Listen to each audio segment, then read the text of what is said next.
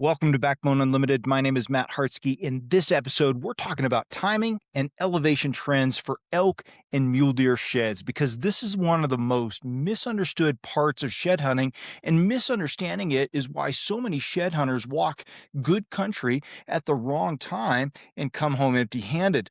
Most people approach shed season like it has a start date. They hear a date online, they see pictures on social media, and assume antlers are hitting the ground everywhere at once. And that's just not how it works. Antler drop isn't tied to the calendar exactly, it's tied to conditions. Elevation, snow depth, nutrition, stress, and winter severity. All of those matter far more than a date on a screen.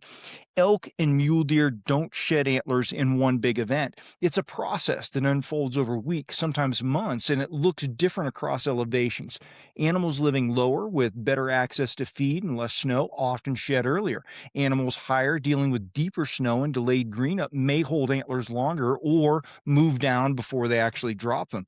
The vertical movement is where a lot of sheds actually end up. This is where a lot of people get frustrated. They go too early and find nothing, or they go late and find chewed up antlers or empty winter range.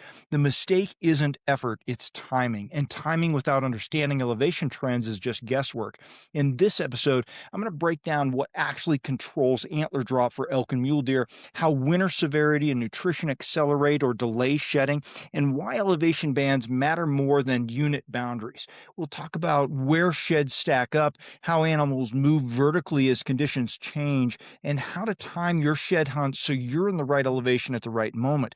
If you want shed hunting to feel less random and more repeatable, this episode will give you the framework to stop chasing rumors and start hunting sheds with intent. Antler drop is driven by biology first and environment second, and understanding that order matters.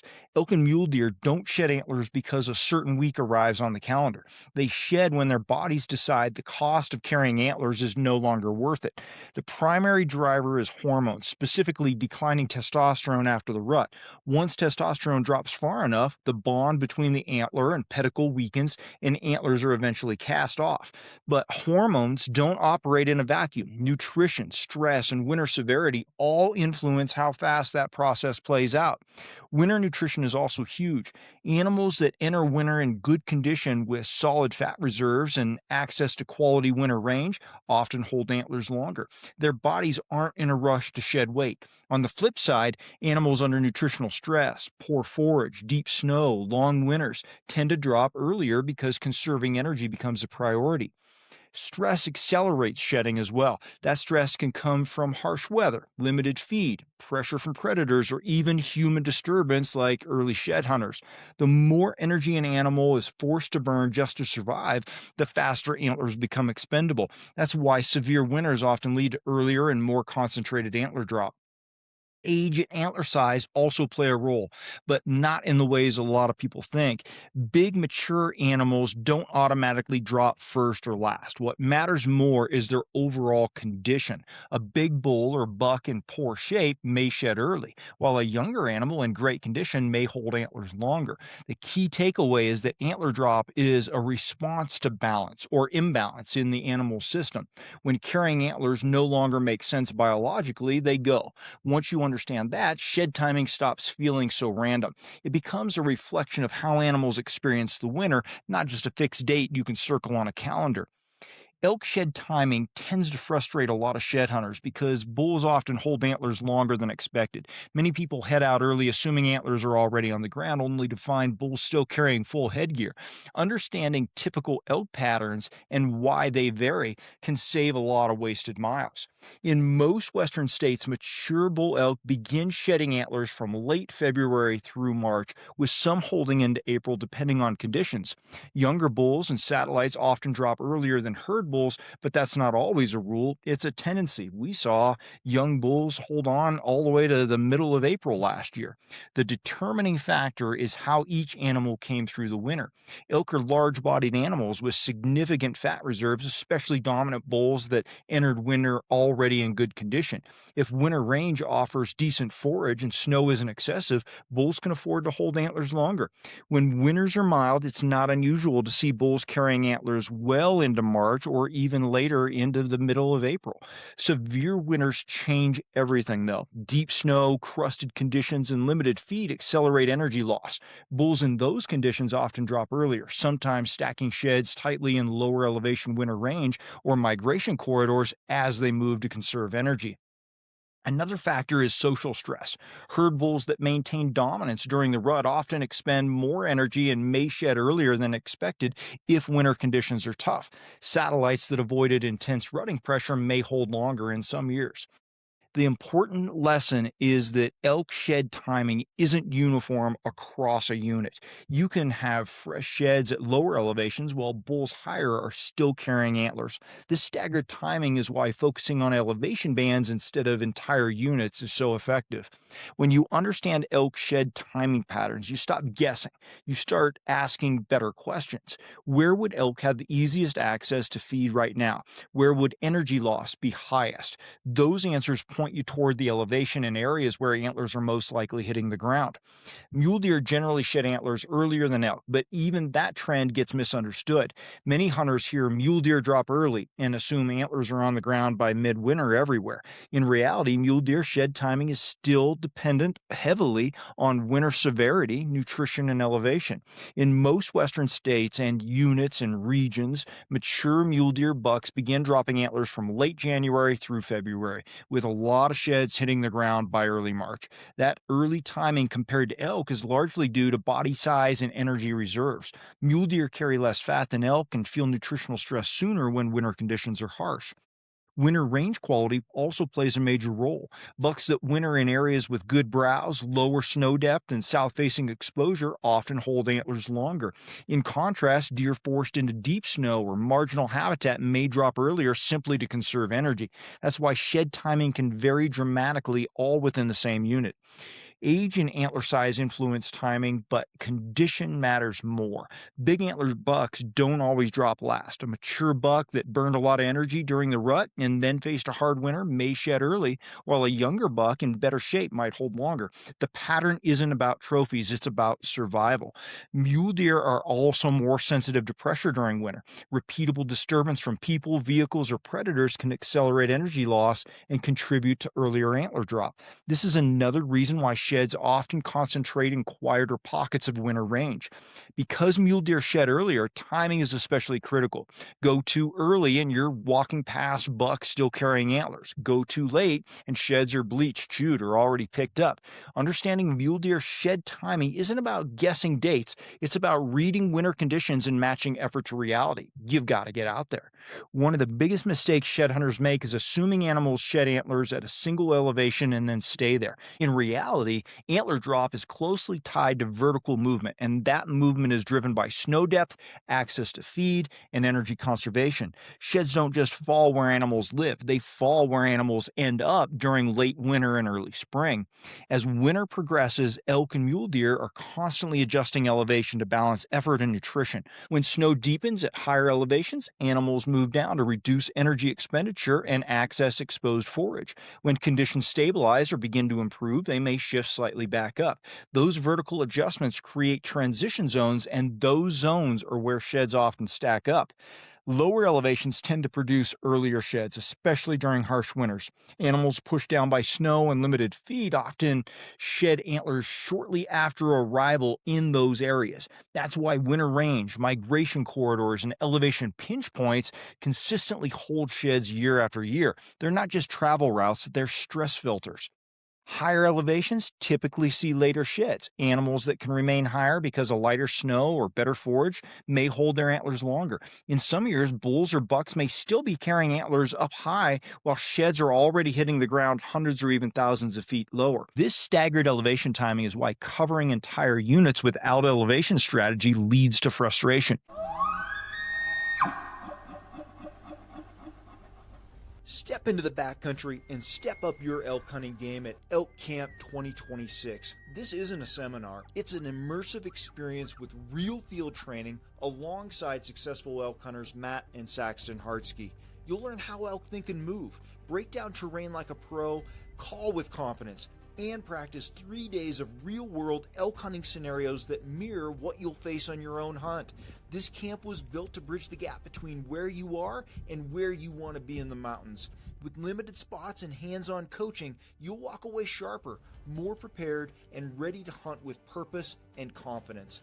Elk Camp 2026. Sharpen your edge. Register now and prepare for the season like never before at backboneunlimited.com. Vertical movement also explains why sheds are rarely evenly distributed. They cluster. Animals tend to pause, feed, bed, and travel through the same elevation bands repeatedly as conditions change. Those pauses are when antlers drop.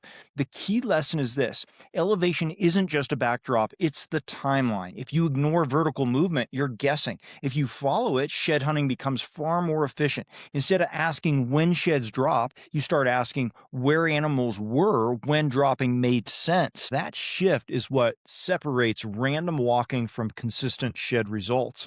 Once you understand broad elevation trends, the next layer is where most shed hunters either level up or keep missing sheds, and that's aspect, terrain, and micro elevation.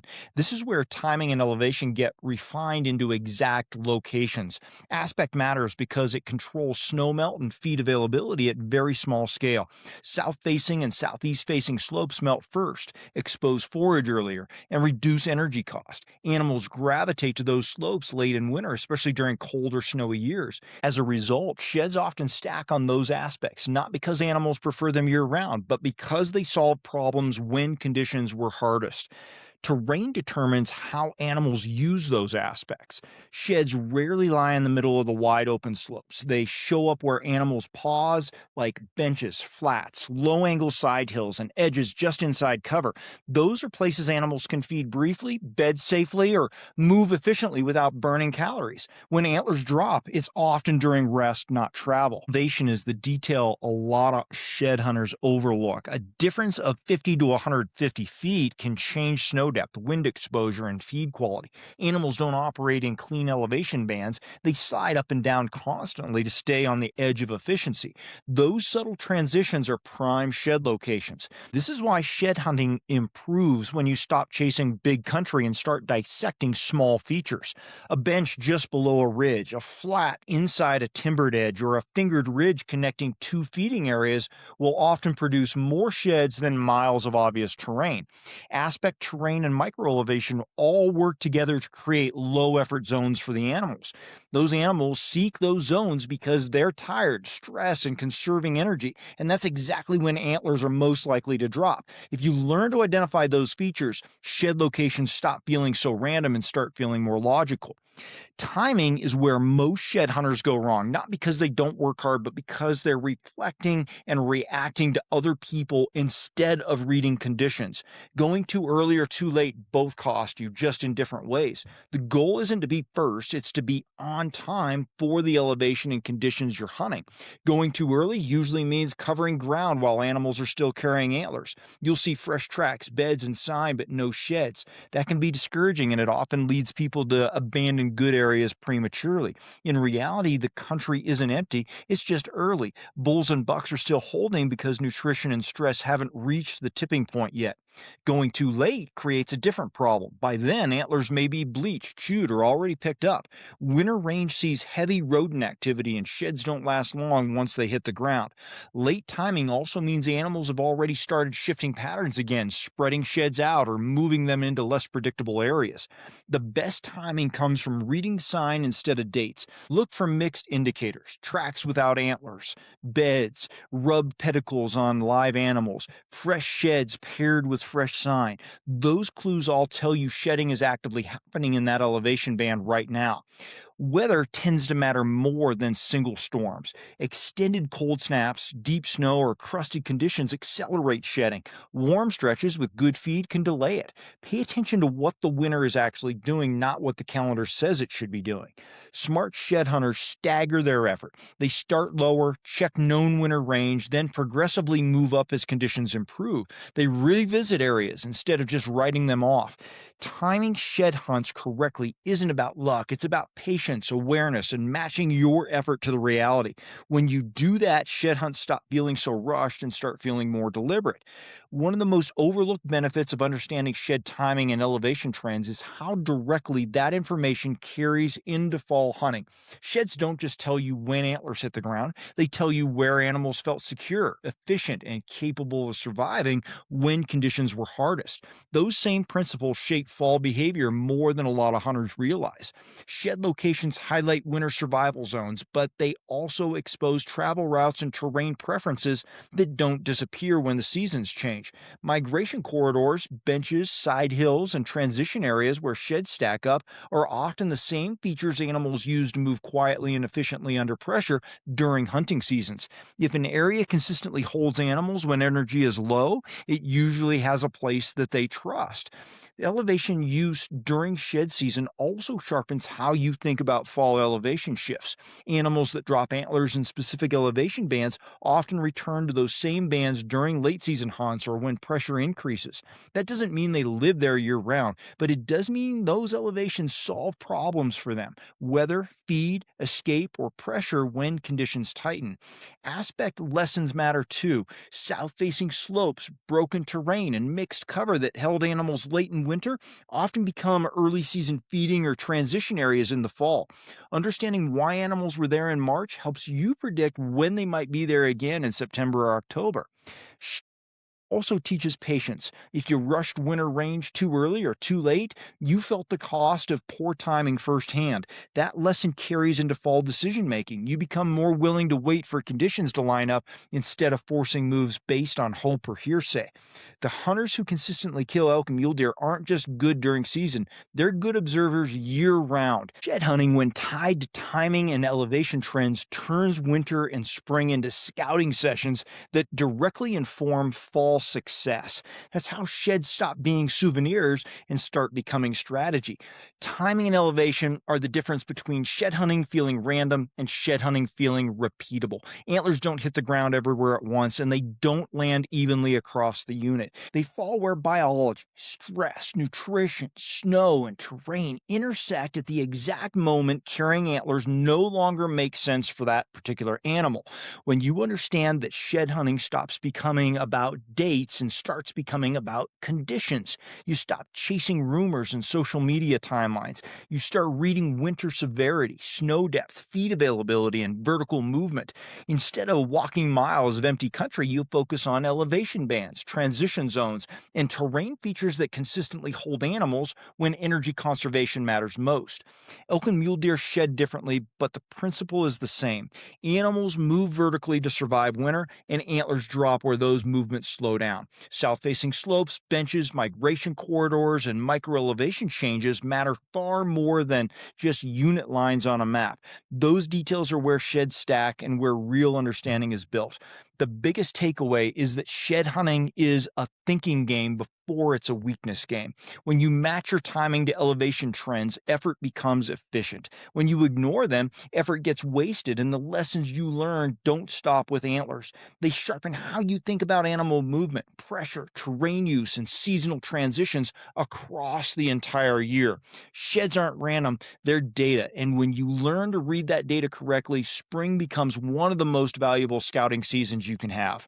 If you're serious about taking this kind of preparation deeper, that's exactly why I built Team Backbone. It's more than just a membership, it's an inner circle for hunters and shed hunters who want to train with purpose, hunt smarter, and stop guessing whether they're actually prepared. Inside Team Backbone, you're going to get 20% off site-wide on all Backbone Unlimited gear, the option to have a t-shirt shipped to your door every month, and full access to the digital content vault. That vault includes training advice, backcountry strategies, checklists, guides, and mindset tools built specifically for Western hunters. You'll also get access to a private Facebook group with direct access to me and a community of driven hunters, plus direct call, text, or email access for personalized advice on training, hunting, strategy, or sharpening your edge. On top of that, you're automatically entered into exclusive monthly gear giveaways. This is built for the hunters who want to do things right, not just do them hard. If that's you, Team Backbone is waiting for you at backboneunlimited.com underneath our membership tab. Thanks for being here. I appreciate all of you. Until next time, train harder, hunt smarter, and never settle.